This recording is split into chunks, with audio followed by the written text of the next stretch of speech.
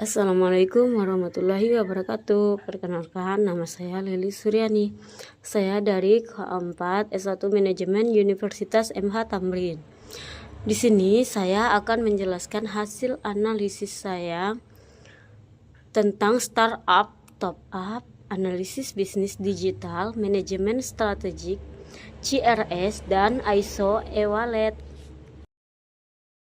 Nah, di slide yang kedua ini ada yang pertama kita membahas pendahuluan startup top up, visi misi dan landasan startup digital top up. Nah, sekarang di slide ketiga itu ada visi dan misi. Yang pertama itu ada visi. Visinya menjadi layanan top up, pulsa, game, dan e-wallet yang cepat, terpercaya, dan terjangkau, serta mampu menjangkau pasar luas dengan pelayanan digital yang berkualitas dalam 3-5 tahun. Nah, di sini ada misinya. Misi yang pertama itu membangun layanan digital yang cepat, terpercaya, dan terjangkau dengan variasi produk yang beragam dalam satu layanan. Yang kedua ada mengoptimalkan operasional online 24 jam untuk memaksimalkan volume transaksi dan memperluas jangkauan pasar di berbagai negara segmen. Nah, yang ketiga ada memanfaatkan model bisnis dengan modal awal yang rendah dan fleksibel agar mudah dijalankan. Nah, yang keempat ada menghadapi persaingan ketat dengan mengandalkan kecepatan transaksi sebagai nilai unggul dan menjaga loyalitas pelanggan melalui kualitas pelayanan. Yang kelima ada mencapai target menjadi layanan berkualitas yang menjangkau pasar luas dalam kurun waktu 3 hingga 5 tahun. Nah, di slide keempat itu bagian nomor 2 analisis manajemen strategik. Analisis SWOT dan strategi tujuan untuk startup top up. Nah, sekarang di slide kelima ada analisis SWOT. Yang pertama ada strike. Nah, di bagian strike ini ada beberapa bagian. Yang pertama transaksi cepat dan efisien. Nah, yang kedua produk beragam dalam satu layanan. Yang ketiga operasional 24 jam berbasis online. Yang keempat modal awal rendah dan fleksibel. Nah, bagian yang keduanya itu opportunities. Di opportunities ini dibagi lagi menjadi beberapa bagian. Yang pertama ada permintaan tinggi dan berulang. Kedua ada pasar luas berbagai segmen. Nah, yang ketiga modal fleksibel dan mudah dijalankan. Yang keempat ada potensi jangkauan luas melalui online. Nah, ada yang ketiga weaknesses. Weakness dibagi lagi menjadi 4. Di dalam weakness ini ada 4 varian. Yang pertama ada persaingan harga sangat ketat. Yang kedua ada ketergantungan pada supplier. Yang keempat ada margin keuntungan relatif kecil. Yang keempat ada risiko gangguan jaringan atau sistem. Nah, yang keempat lagi ini ada threats. Dalam threats dibagi lagi. Ada yang pertama kompetitor banyak dan agresif, yang kedua margin rendah menekan profit, yang ketiga risiko supplier dan sistem, yang keempat penipuan dan perubahan tren. Nah, di slide ke-6 ada tujuan SWOT. Yang pertama ada strategi SO, strike opportunities. Memanfaatkan kekuatan untuk meraih peluang. Yang pertama, optimalkan layanan cepat dan 24 jam. Yang kedua, maksimalkan variasi produk untuk pasar luas. Yang ketiga, perluas penjualan berbasis online. Nah, lanjut lagi di strategi ST atau strike threats. Menggunakan kekuatan untuk menghadapi ancaman. Yang pertama ada jadikan kecepatan sebagai nilai unggul. Yang kedua ada pertahankan loyalitas pelanggan melalui pelayanan. Nah, yang ketiga ada jaga kualitas layanan di tengah persaingan. Nah, lanjut lagi ke strategi WO atau weakness opportunities. Mengurangi kelemahan dengan memanfaatkan peluang. Yang pertama ada tingkatkan efisien untuk mengatasi margin kecil. Pilih supplier yang lebih andal dan stabil. Dan ketiga, perkuat pemasaran digital tanpa bergantung pada harga. Lanjut di strategi WT atau weakness traits, meminimalkan kelemahan dan menghindari ancaman. Yang pertama ada kontrol biaya operasional secara ketat. Yang kedua, siapkan alternatif dan cadangan supplier. Yang ketiga ada tingkatkan keamanan transaksi. Nah, di slide ke-7 ada bagian 3, analisis masalah dan solusi e-wallet. GoPay, OVO, Dana, dan ShopeePay. Di slide ke-8 ini ada GoPay dan masalah GoPay. Yang pertama ada masalah teknis transaksi. Masalah teknis transaksi ini yang pertama ada delay atau kode token atau SN game tidak muncul setelah saldo terpotong. Yang kedua ada sistem down, layanan sedang diperbaiki saat jam sibuk. Yang ketiga ada double input atau transaksi menggantung, ragu mengulang atau menunggu. Nah, yang keempat itu koneksi tidak stabil. Gangguan jaringan menyebabkan transaksi pending atau gagal. Di bagian keduanya itu ada kendala akun dan saldo. Limit bulanan, batas akumulasi saldo masuk keluar tercapai mengakibatkan transaksi ditolak. Yang kedua itu verifikasi keamanan. Permintaan verifikasi ulang atau PIN saat transaksi menyebabkan delay. Nah, yang ketiga ada pembayaran listrik dan token. Limit KWH PLN ID pelanggan mencapai batas maksimal pengisian bulanan. ID tidak ditemukan, sistem gagal query data pelanggan PLN. Nah, yang keempat ada top up game, ketidaksesuaian item, diamond atau mata uang game tidak sesuai nominal. Region lock, akun game tidak sesuai region layanan GoPay. Nah, di slide ke-9 ini ada GoPay dan solusi. Delay, tunggu beberapa menit, cek riwayat transaksi, hubungi CS jika tidak muncul. Nah, jika sistem down, bisa dicoba lagi nanti, cek status layanan di media sosial dan pastikan aplikasi terbaru. Limit KWH PLN, hubungi PLN untuk info batas. Coba di lain waktu, gunakan metode pembayaran lain. ID tidak ditemukan, periksa ID pelanggan, hubungi PLN, pastikan data sudah benar. Nah, untuk double input itu ada, kita bisa lakukan cek riwayat transaksi dan tunggu sebelum mencoba lagi. Jangan lakukan transaksi berulang. Item tidak sesuai, nah kita hubungi CS, pastikan nominal sesuai, screenshot bukti transaksi.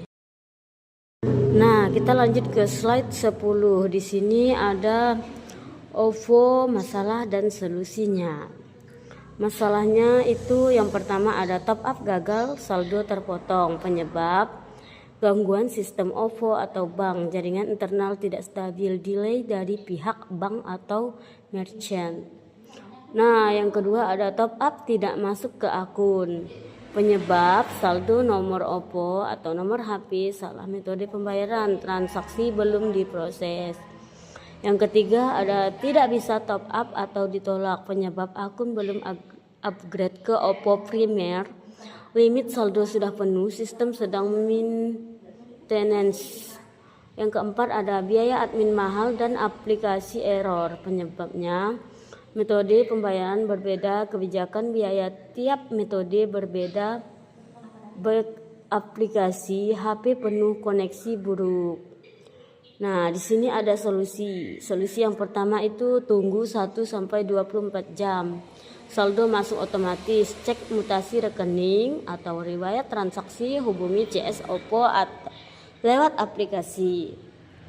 Solusi yang kedua ada pastikan nomor HP benar sebelum top up, cek status transaksi di aplikasi atau bank hubungi OPPO jika lebih dari 24 jam.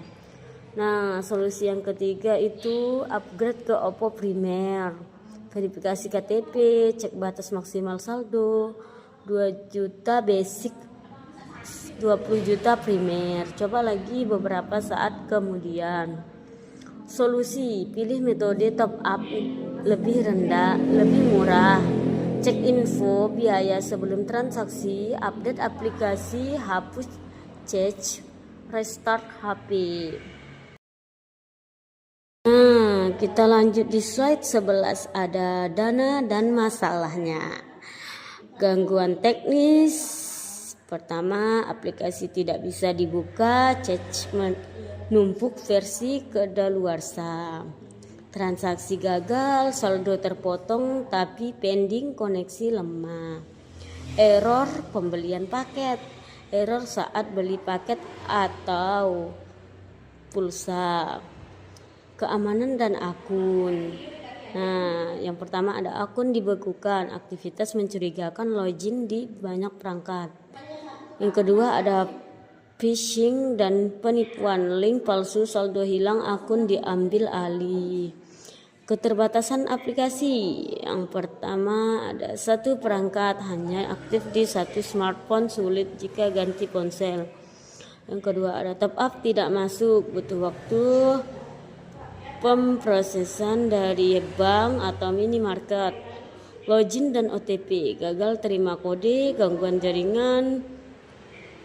Nah, verifikasi KYC gagal, unggah KTP atau foto diri bermasalah. Nah, kita kembali ke slide 12, itu ada dana dan solusi. Yang pertama ada aplikasi tidak bisa dibuka. Nah, kita bersihkan cache aplikasi, restart perangkat, update aplikasi ke versi terbaru, reinstall jika perlu. Akun dibekukan dan phishing. Nah, hubungi CS Dana segera, siapkan data diri untuk verifikasi, hindari login di banyak perangkat, jangan klik link mencurigakan, jangan bagikan OTP atau PIN. Verifikasi KYC gagal, gunakan foto KTP yang jelas, pencahayaan cukup saat selfie, data sesuai identitas asli, coba ulangi setelah beberapa waktu. Login dan OTP, pastikan nomor HP aktif dan sinyal baik. Cek SMS tidak terblokir, gunakan jaringan stabil, coba metode OTP lain. Transaksi gagal, pastikan koneksi internet stabil. Cek status transaksi di riwayat. Tunggu jika masih pending, hubungi CS jika saldo terpotong. Top up dan satu perangkat. Tunggu beberapa menit, periksa bukti transaksi, laporkan ke Dana dengan bukti. Log out dari perangkat lama, gunakan fitur bantuan atau reset akun. Nah, di slide ke-13 ada ShopeePay dan masalah. Yang pertama ada perangkat diskon, model bakar modal, meningkatkan pengeluaran dan mengurangi kesetiaan konsumen, ketergantungan pada promosi berlebihan. Yang kedua ada persaingan ketat, dominasi persaing di industri e-wallet, mengurangi keunggulan dan margin laba, persaingan semakin insentif. Yang ketiga ada ketergantungan ekosistem, ketergantungan pada plafon Shopee membatasi fleksibilitas layanan, tidak bisa berdiri sendiri. Yang keempat ada keterbatasan fleksibilitas, ketergantungan pada merchant membatasi jangkauan layanan, tidak semua merchant menerima ShopeePay. Keamanan dan teknis, gangguan teknis dan risiko siber menurunkan kepercayaan pengguna, keamanan data menjadi perhatian utama. Yang keenam ada literasi digital. Rendahnya literasi fitur menghambat optimalisasi layanan.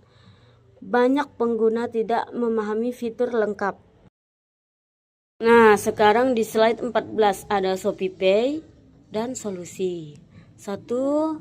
Kurangi ketergantungan promo atau loyalty program behavior based atau cashback konsisten.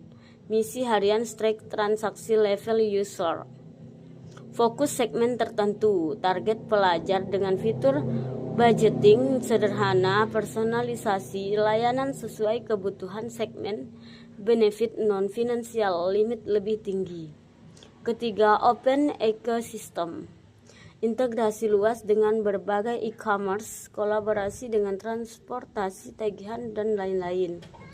Yang keempat ada perluas use case, saving otomatis dan mode hemat atau warning overspending. Split bill, langganan otomatis, transfer lintas platform. Nah, yang kelima ada bangunan kepercayaan, fitur keamanan yang baik dan sistem anti-fraud real time, notifikasi di setiap transaksi dan transparansi gangguan. Keenam ada edukasi user, gunakan UI simple dan tutorial singkat pertama kali, konten edukasi dan push notification untuk update. Nah, sekarang di slide 15 bagian 4 itu analisis CRS dan ISO. Corporate Social Responsibility dan standar ISO e-wallet. Nah, kita lanjut di slide ke-16, CRS GoPay. Corporate Social Responsibility atau CSR adalah tanggung jawab perusahaan terhadap masyarakat dan lingkungan. GoPay sebagai bagian dari Gojek menjalankan CSR untuk memberikan dampak positif bagi masyarakat, terutama dalam bidang ekonomi digital. Bentuk program CSR GoPay mendukung UMKM. GoPay membantu pelaku usaha kecil dengan menyediakan sistem pembayaran digital atau QRIS yang mempermudah transaksi tanpa uang tunai. Inklusi keuangan. GoPay memberikan akses layanan keuangan bagi masyarakat yang belum memiliki rekening bank. Nah, program donasi sosial. GoPay menyediakan fitur donasi untuk membantu kegiatan sosial seperti bencana alam dan pendidikan.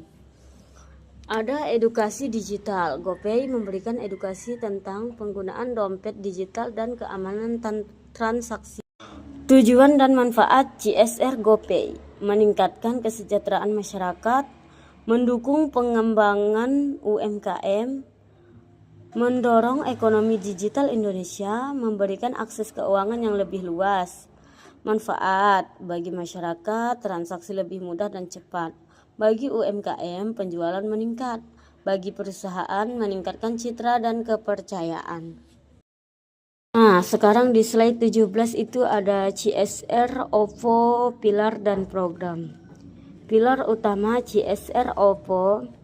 Strategi CSR OVO secara konsisten berfokus pada 3 pilar yang selaras dengan misi pemerintah dalam ekonomi digital. Inklusi keuangan atau financial inclusion, memberikan akses layanan keuangan bagi masyarakat unbanked, tidak punya akun bank, dan underbanked. Melalui aplikasi, masyarakat bisa menabung, berinvestasi, dan memiliki asuransi dengan nominal kecil atau mikro. Nah, pemberdayaan UMKM, digitalisasi jutaan pedagang pasar dan pelaku usaha mikro melalui penggunaan QRIS yang membantu mereka memiliki catatan transaksi formal untuk mempermudah akses kredit perbankan. Literasi digital dan keuangan, edukasi berkelanjutan melalui kampanye seperti Pintar Bareng OVO atau webinar mengenai pengelolaan keuangan digital dan keamanan siber atau cyber security.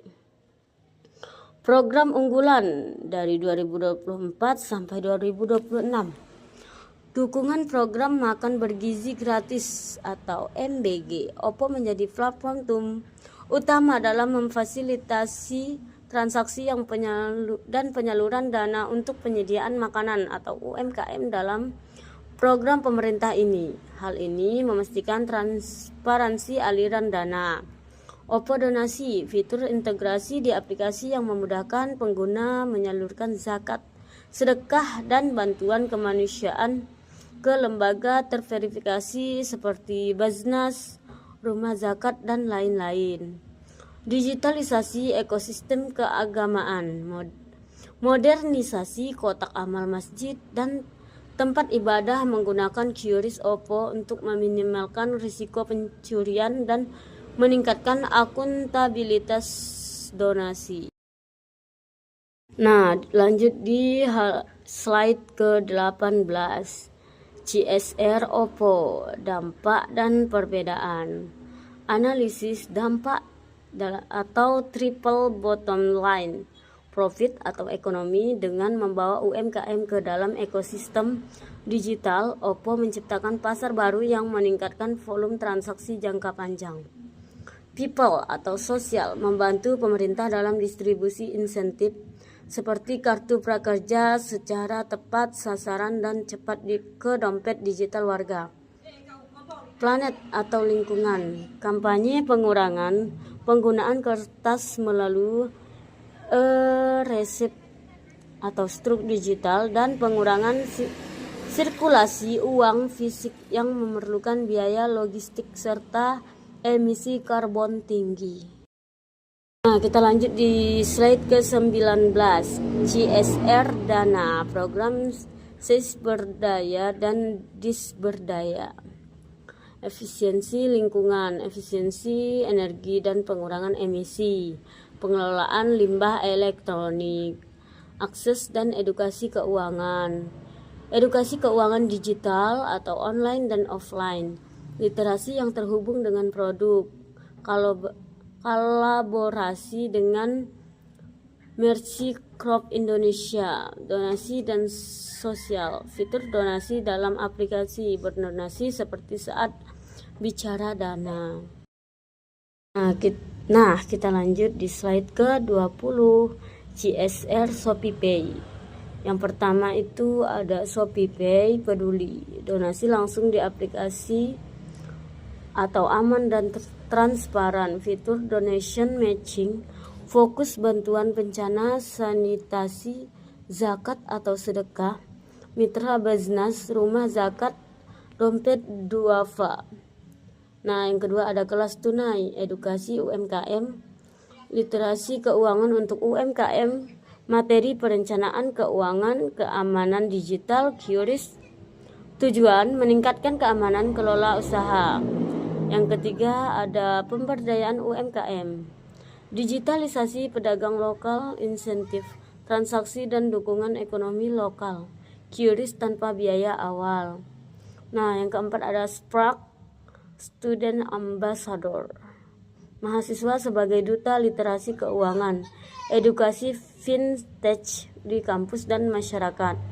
Nah, kelima ada Shopee untuk negeri, dukungan modal dan infrastruktur UMKM, ShopeePay sebagai kanal penyaluran bantuan. Nah, lanjut di slide ke-21. Ada CSR perusahaan top up. 1. Program donasi digital peduli, menyediakan fitur donasi langsung di aplikasi untuk bantuan bencana alam, pendidikan, zakat, dan kegiatan sosial lainnya. Transaksi transparan dan mudah diakses pengguna. Nah, yang kedua ada edukasi literasi keuangan digital, mengadakan program edukasi kepada masyarakat dan UMKM mengenai pengelolaan keuangan, keamanan transaksi digital, serta penggunaan layanan top up dan pembayaran online. Nah, yang ketiga ada pemberdayaan UMKM dan agen mitra, membantu warung, konter, dan agen kecil menjadi mitra penjualan pulsa, token listrik, voucher game, dan pembayaran digital untuk meningkatkan pendapatan mereka. Yang keempat ada inklusi keuangan masyarakat, memberikan akses layanan pembayaran digital kepada masyarakat yang belum terjangkau layanan perbankan melalui sistem top up yang mudah dan cepat. Yang kelima ada program bantuan sosial musiman, mengadakan bagian sembako, santunan yatim, bantuan kuota internet dan voucher listrik pada momen tertentu seperti Ramadan dan saat bencana.